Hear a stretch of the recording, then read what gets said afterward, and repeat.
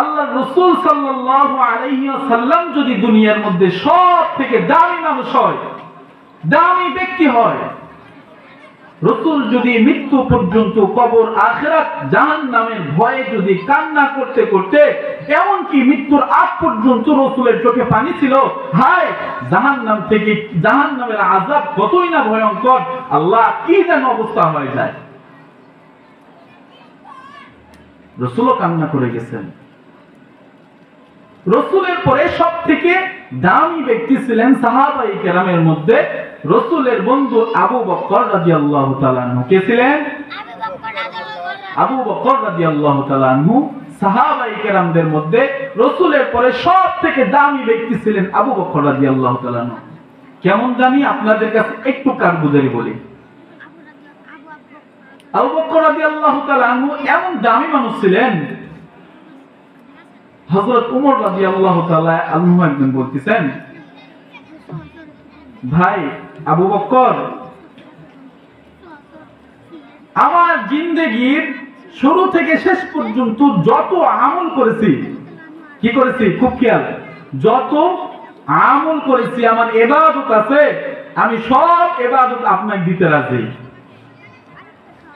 এখন ওমর রাদিয়াল্লাহু তাআলা আনহু কত দামি ছিলেন, রাসূলুল্লাহ সাল্লাল্লাহু আলাইহি সাল্লাম বলেন, ওমর রাদিয়াল্লাহু তাআলা আনহু এমন দামি ছিলেন যে আল্লাহ রাসূল বলেন, আমার পরে যদি কেউ নবুয়ত, আল্লাহ পাক যদি কাউকে নবুয়ত দিতেন তাহলে হযরত ওমরকেই নবুয়ত দিতেন। সুবহানাল্লাহ বলবেন না?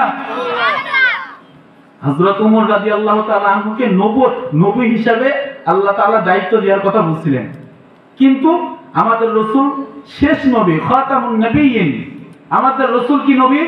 শেষ নবী, এজন্য ওমরকে নবুয়ত দেওয়া হয় নাই। তাহলে ওমর রাদিয়াল্লাহু তাআলা আনহুকে নবুয়ত দেওয়ার মতো চিন্তা ছিল, কত দামি মানুষ ছিলেন। সেই ওমর আবু বকর রাদিয়াল্লাহু তাআলা আনহুকে বলতেছেন, ভাই আবু বকর, আমার জিন্দেগির শুরু থেকে এ পর্যন্ত যত নেক আমল করেছি, হায় আবু বকর, আপনি আমার সব আমল নিয়ে নেন, আপনি শুধু আমাকে আপনার এক রাতের ইবাদত দিবেন। সুবহানাল্লাহ, এক রাতের ইবাদত আমার দিবেন। সেই এক রাত হচ্ছে হিজরতের রাত। কি রাত? হিজরতের রাত। এরকম ওমর রাদিয়াল্লাহু তাআলা আনহু, শুধু ওমর রাদিয়াল্লাহু তাআলা আনহু না, পৃথিবীর শুরু থেকে শেষ পর্যন্ত যত উম্মতে মুহাম্মাদি বনি আদম আসবে, সব উম্মতে বনি আদমের